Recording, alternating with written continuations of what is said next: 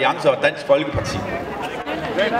Vi vil lave lidt indlæg med lidt taler, lidt god musik vil vi spille, og på den måde håber vi kan være med til at skabe en rigtig hyggelig eftermiddag for os alle sammen her på Søndergade i Horsens. I dag er det jo en festdag.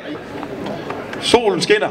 Vi er samlet i venners lag til en rigtig hyggelig kom sammen. 1. maj, Arbejdernes Internationale Kampdag, hed det i gamle dage.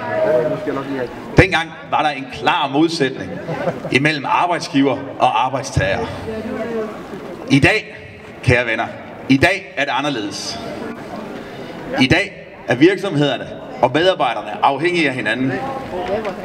Arbejderne skal være effektive.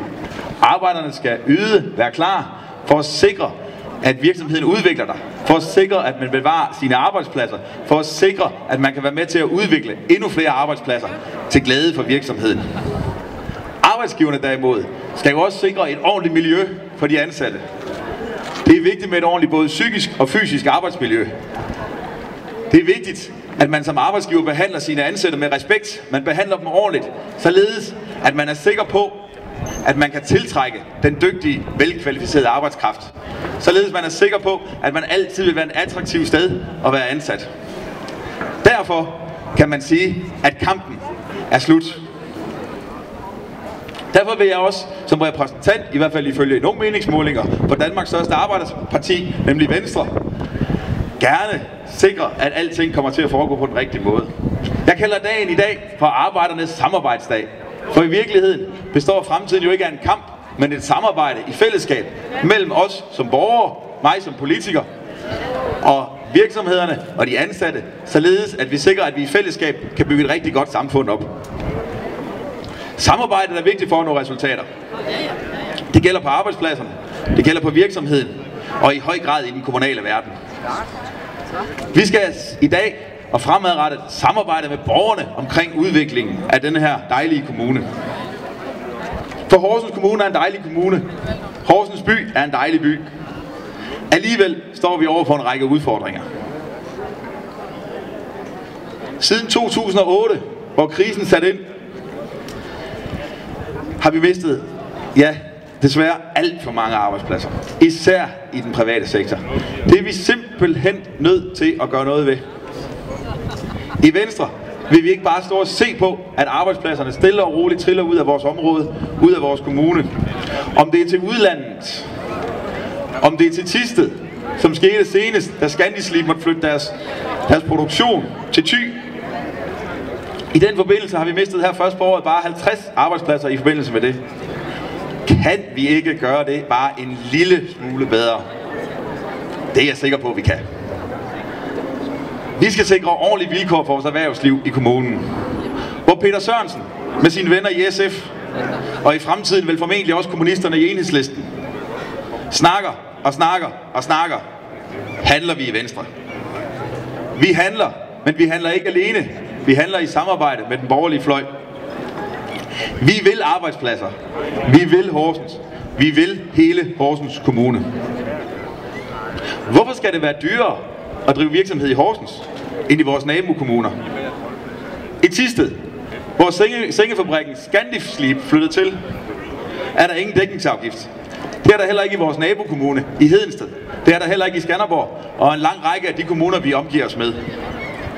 Denne ekstra virksomhedsskat, som vi opkræver i Horsens, er ganske enkelt urimelig og en hindring for skabelsen af arbejdspladser her i kommunen.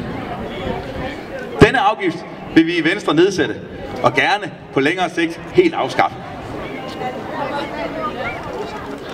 Afskaffelsen af denne afgift, kombineret med en god infrastruktur, med gode veje og transportmuligheder, driver de erhvervsmæssige udviklingsmuligheder i vores område. Kære Folketing, lad os nu få den ekstra motorvejskørsel til byen. Kan vi ikke lave en hurtigere sagsbehandling i kommunen, når en virksomhed eller en privat søger om tilladelse? Jeg ved, vi kan gøre det en lille smule bedre. Horsens skal være det foretrukne valg for alle virksomheder. Både de såkaldte videnstunge virksomheder med mange højt uddannede ansatte, men også ansatte i produktionsvirksomheder og industrien. Alle skal have det godt i Horsens. Alle skal have det godt i Horsens. Arbejdspladser er der langt fra det eneste i kommunen, der er vigtigt. Horsens skal være en servicekommune, der er til for borgerne og ikke omvendt. Men hvad er det, der betyder mest for den enkelte? Hvad er det, der betyder noget for herre og fru Jensen i Horsens Kommune? Det er den gode natur, den gode vuggestue, den gode børnehave, den gode skole, hvor eleven bliver udfordret, de ordentlige, respektable forhold for vores ældre. Vi skal have respekt for alle mennesker i den her kommune. Unge, børnefamilier, ældre, ja, og selv. Ikke bare selv, men gamle. Vi skal sørge for, at der altid er respekt omkring vores mennesker i den her kommune. Ligesom hvert barn skal føle sig velkommen og ønsket i vores kommune. Vi har dog en udfordring i forhold til vores uddannelsesniveau. Uddannelsesniveauet i Horsens er under landsgennemsnittet. Kan vi ikke gøre det bare en lille smule bedre? Jeg tror det. Det skal ske i samarbejde med lærerne, skolelederne og forældrene. Derfor beklager jeg, at lærerne og KL ikke kunne komme overens i forhandlingerne. Jeg har respekt for, at der er sår, der skal heles. Men vi skal videre. Alle sammen. Jeg er sikker på, at både lærerne og politikerne er enige om én ting. Vi vil alle sammen den gode skole. Vi vil alle sammen den gode skole. Jeg vil den decentrale skole. Jeg tror på, at ejerskabet er kodeordet. Vi skal give mere frihed til den enkelte skole, den enkelte børnehave og institution i det hele taget. Sikre, at alle oplever, at de gør en forskel. Sikre frihed til at gøre det, de tror på. Inden for nogle rammer naturligvis. Vi har så mange dygtige medarbejdere i kommunen, der skal være med til at skabe denne udvikling. Jeg er sikker på, at de er klar. Samarbejde er nøglen. Vi må dog i den her tid heller ikke glemme, hvad vi er gode til i Horsens. Vi er en kulturby, også selvom 2013 har været en lille smule stille. Vi har en kulturskat i fængslet. Vi er stadig væk i Superligaen i fodbold. Og Horsens er, og vil også i fremtiden være en koncertby. Men basen er de frivillige foreningerne, der frivilligt støtter op, og hver gang der er brug for dem. Det er de frivillige, der gør, at tingene lykkes.